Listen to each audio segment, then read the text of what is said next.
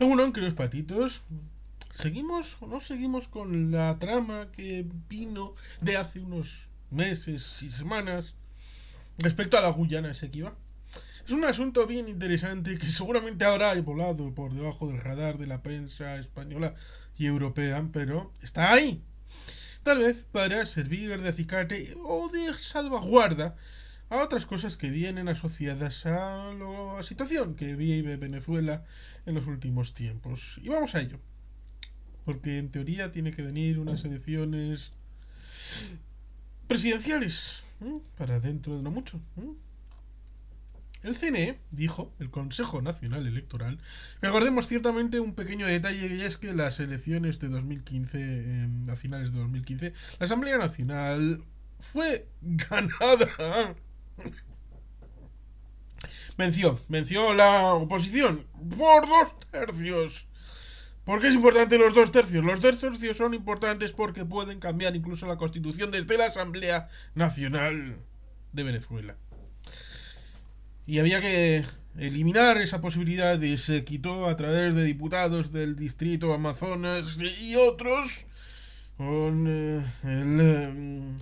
bueno, concurso de un Consejo Nacional Electoral votado en ese interín en el que la asamblea previa todavía chavista estaba en funciones, porque no es como otros parlamentos que entran en un periodo de interinidad.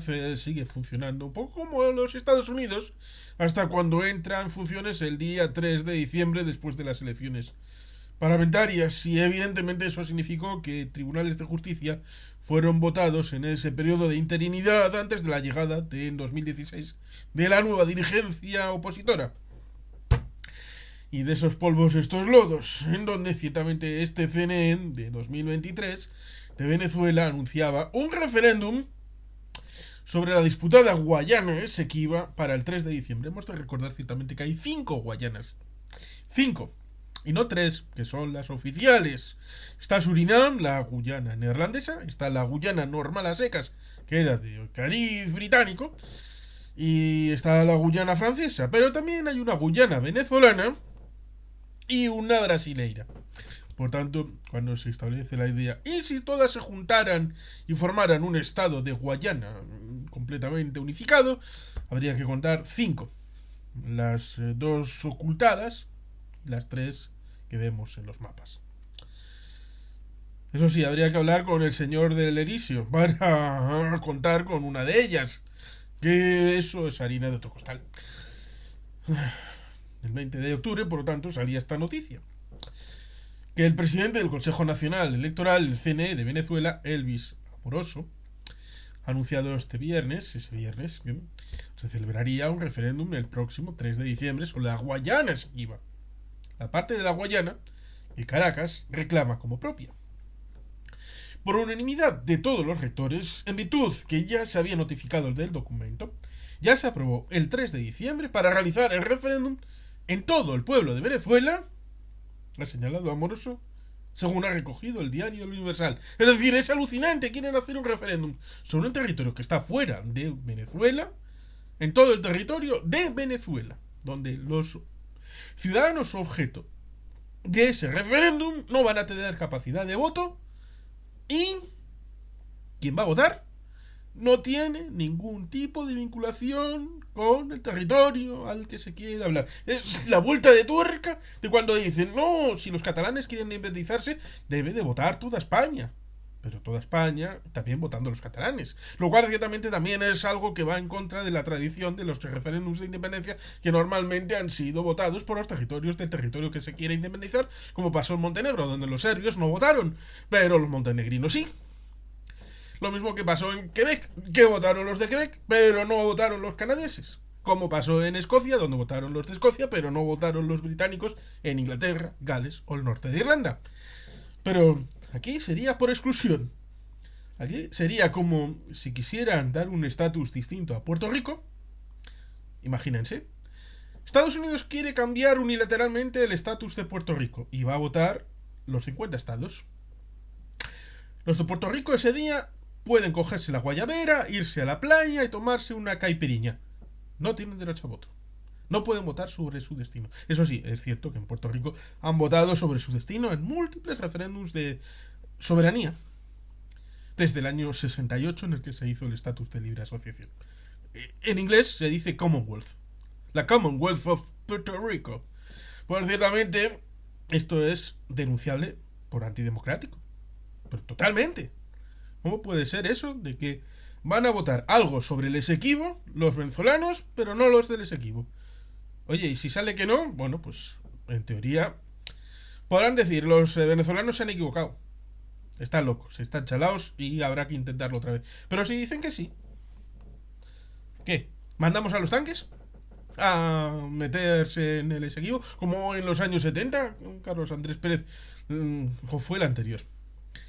No recuerdo porque fue en mediados de los años 70, no sé si era en el primer mandato de Carlos Andrés Pérez.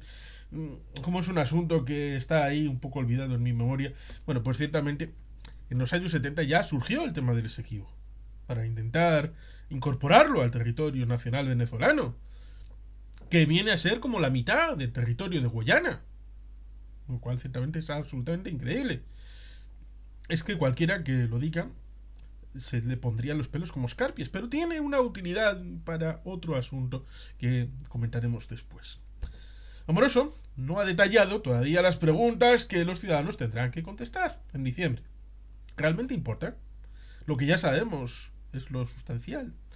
El órgano electoral tiene previsto reunirse en sesión permanente para discutir los próximos pasos de cara al referéndum. Recordemos que esta gente es la que amplió y dilató los plazos para el referéndum revocatorio que la oposición pidió, para precisamente decir que la oposición no había presentado los plazos y los planes en tiempo y forma. Para poder decir, usted se ha extralimitado los plazos y por lo tanto ya no podemos continuar con la propuesta de referéndum revocatorio, que es lo que se hizo en 2004, cuando sí se llevaron los cauces democráticos y la Fundación Carter, entonces, en 2004, hace casi 20 años, avaló que aquel proceso electoral se había hecho bajo los cauces de la estricta democracia. Pero eso no da una carta de naturaleza de que usted ya es demócrata para toda la vida y 20 años después puede hacer lo que le dé la gana en base al título que le dieron hace 20 años. Como si usted fuera un funcionario y como le dieron la plaza a tal día, puede hacer lo que le dé la gana, incluso a ese valenciano que fue a donde le dieron la gana, pero al trabajo no, y 10 años después de no ir al trabajo, pues costó muchísimo el incoarle un proceso de expulsión del trabajo. El presidente de la Asamblea Nacional, de esta nueva, después del tránsito que hicieron el paripé con la Asamblea Constituyente para seguir manteniendo la Constitución de 1999, porque cuando nombras una Asamblea Nacional Constituyente es para hacer una nueva Constitución y no parieron nada, ni hicieron ni siquiera el paripé de hacer una nueva Constitución, simplemente querían una Constitución de una Asamblea bis. Esa era la Constitución que querían. La Asamblea bis para controlar los territorios de lo legislativo a través de este otro órgano parlamentario para quitarle no solamente el agua y la luz, sino también lo legislativo a la Asamblea controlada por la oposición, que terminó su mandato y después hicieron unas elecciones de Asamblea Nacional que es la vigente, con ausencia de la oposición y con dirigencia de Jorge Rodríguez. Y había presentado previamente, precisamente ante Amoroso, la solicitud de convocatoria para la celebración del referéndum después de la Cámara aprobase el pasado mes de septiembre la iniciativa de consulta. Iniciativa, como decimos, de consulta en Venezuela sobre algo de fuera de Venezuela. Maduro habría reclamado en numerosas ocasiones la soberanía del Esequibo, aunque, como digo, en teoría este territorio, para un régimen internacionalista y supuestamente amigo, llegó a haber situaciones de amistad con el gobierno de Guyana, sobre todo, claro, cuando había igualdad ideológica. Que este es el asunto. Y la clave para entender cómo fracasó la CELAC, fracasó la UNASUR, fracasó una unión a través de gobiernos afines. Y cuando los gobiernos cambian, no es que cambie la política dentro de esas organizaciones, sino simplemente se dan de baja de la membresía. Maduro no es el primero. En los años 70 ya gobiernos de la Cuarta República solicitaron el Esequibo y la soberanía. Eso ya está en el pasado en la Cuarta República tan denostada, con lógica y con cierta razón en algunos casos, por la Quinta República, por Chávez y por Maduro, que comprende unos 2/3, quizá me he pasado de prudente, 2/3 del territorio de Guyana. No es la mitad, es 2/3 del territorio de Guyana. Por derecho histórico, resulta también lógico y curioso decir que esta prolongada disputa se avivó después de que hallasen petróleo en la zona. Pero hemos de recordar que la deconstrucción de la industria hidrocarbúrica de Venezuela ha llevado a que el máximo, que si lo situamos en 100, ha llevado a que solamente un 8% de los hidrocarburos salgan de Venezuela. La canibalización de PDVSA, la destrucción de la infraestructura de conocimiento, de personal, de materias primas a la hora de extractar el petróleo, lo caro que supone extraer en la faja del Orinoco, digan lo que digan, es un petróleo difícil de sacar, pues sobre todo la arena bituminosa, que es la nueva acepción de ser el país con mayor reserva aprobada, pero a través de esas arenas bituminosas en la faja del Orinoco.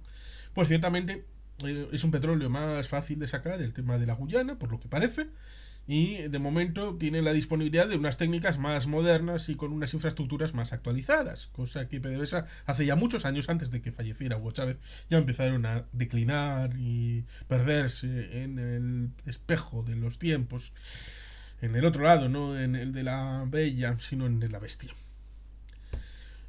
Pues ciertamente, este petróleo parece que avivó la situación para ponerlo en el frontispicio de la lucha nacional con el ámbito de la contradicción primaria y secundaria en el marxismo, que establece la idea de que lo principal en teoría es la unificación de los proletarios del mundo unidos, y la alternativa subsidiaria es el hecho de que cuando eres una patria por liberar, puedes hacer el contubernio con la burguesía nacional, pero siempre y cuando después de la independencia puedas hacer el hecho de la unión de los proletarios, cosa que le pasó a Rosa Luxemburgo cuando ella, siendo de origen polaco, rechazó la existencia de Polonia como nación en 1918 y 19, siempre subsumiéndola a la revolución proletaria en Alemania.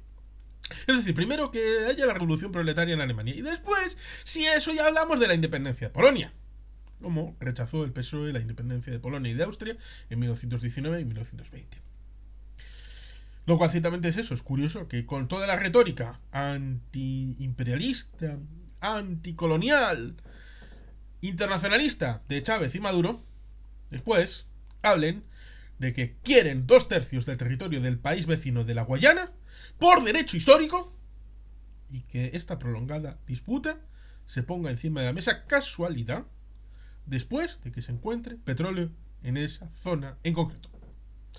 El Esequibo sería un territorio de 159.542 kilómetros que posee importantes recursos naturales, pero recordemos que la Guyana venezolana, hay un libro explicado en este canal que habla de la deconstrucción industrial de esta zona en Venezuela.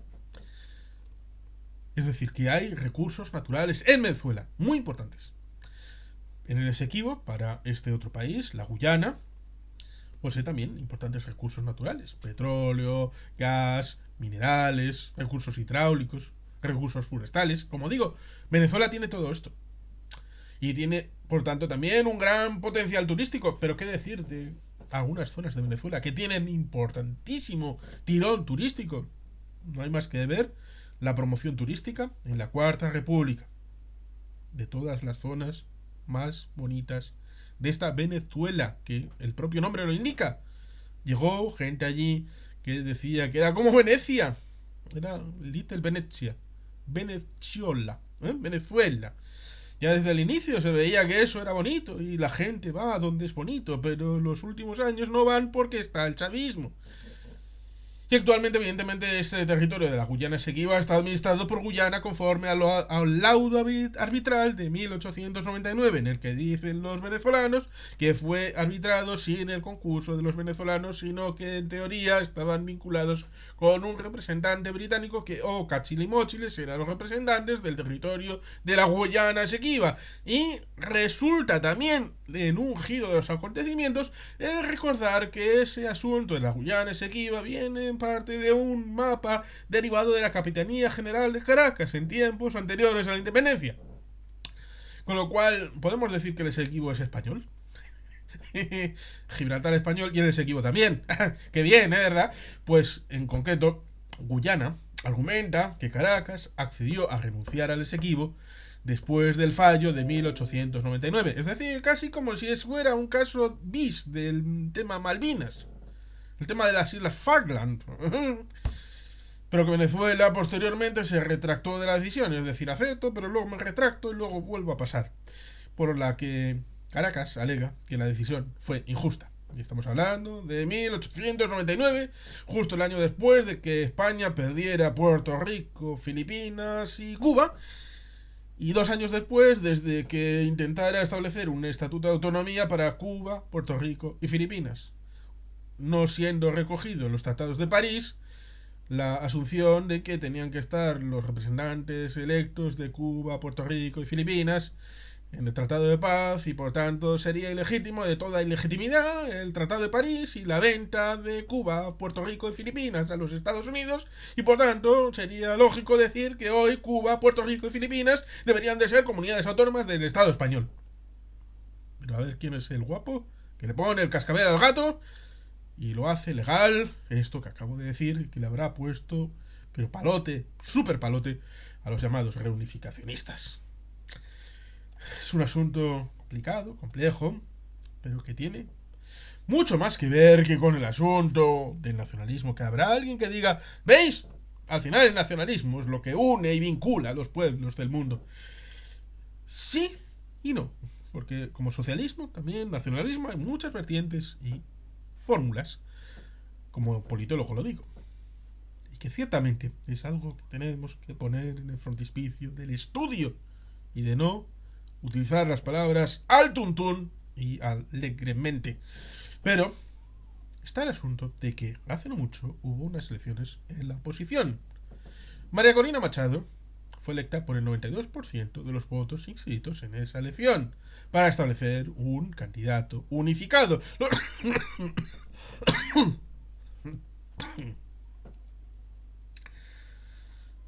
Seguramente el mal ha anidado en mi cuerpo a través del proceso que llevó a Carlos. ¿Qué Carlos? Leopoldo López Jr. no era Carlos. Enrique Capriles Radonsky no era Carlos. ¡Carlos era el chacal! Que está en París, ¿no? Venezolano, Ilis Ramírez Sánchez. Carlos, terrorista, que secuestró en el 75 a los ministros de la OPEP con connivencia subrepticia, se ve en una película de 2010 con el ministro de Petróleo venezolano.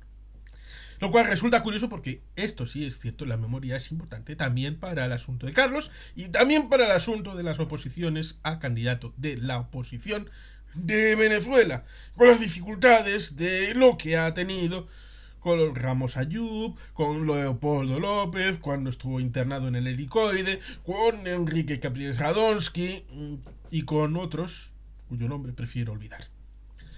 Con cambio de chaqueta, es decir, cambio de franela, de ser gobernador, estar luego un poquito al servicio del chavismo. Ha habido cosas muy graves y yo he visto bastantes de ellas porque he visto muchas horas de venezolana de televisión, de Dando y Dando, de La Hojilla, de el programa de los chavalotes, de la mañana, de los fines de semana. He visto mucho a lo presidente. He visto bastante información a través, bueno, información o propaganda del régimen a través del canal público venezolano, el llamado Canal 8.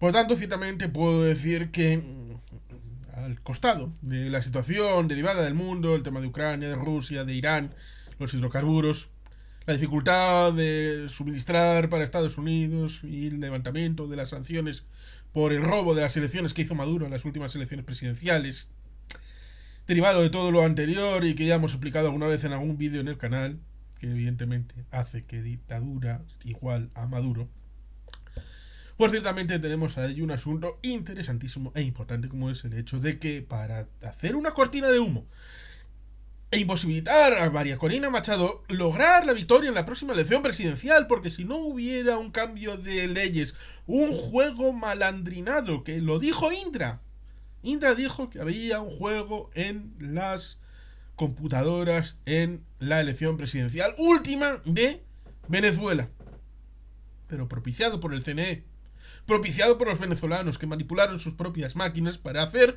lo que a punto estuvo de ocurrir en aquella elección presidencial en 2013, en abril de 2013, cuando falleció Hugo Chávez. Y hubo que hacer una elección a toda prisa el 14 de abril de 2013 y estuvo a punto de perder Nicolás Maduro.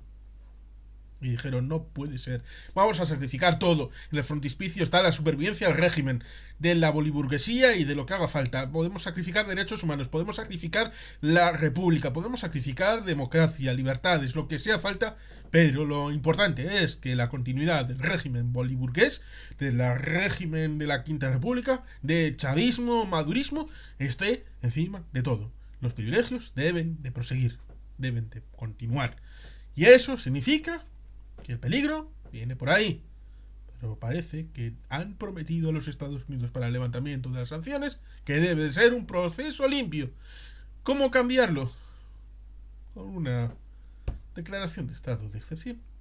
Si los esequibenses se cabrean y hacen alguna tontería, entonces igual hay que suspender las elecciones. ¿Y eso cómo se consigue? Haciendo un referéndum el día 3 de diciembre diciendo desde Venezuela que el Esequibo tradicionalmente es de Venezuela y que hay que hacer todo lo posible por lo civil, lo militar, lo criminal, para hacer que la decisión unilateral pero democrática del pueblo venezolano se lleve a efecto hasta las últimas consecuencias y abrir la espita a un conflicto regional, aunque sea limitado a dos países, la Guyana y Venezuela, pero con esa tensión regional, aplazar el tema electoral e impedir y coagular que María Corina Machado se convierta en lo que el pueblo tiene decidido que sea a través de las disponibilidades, de la perspectiva de hoy, finales del año 2023 para el 2024, que es convertirse en la nueva inquilina del Palacio de Miraflores, convertirse en la próxima presidenta de la República de Venezuela. María Corina Machado lo será, salvo que el chavismo con estas cosas lo intente boicotear. ¡Viva Venezuela libre! Y sin más, queridos patitos, es que ricasco, agur probat, Betty Gelpian.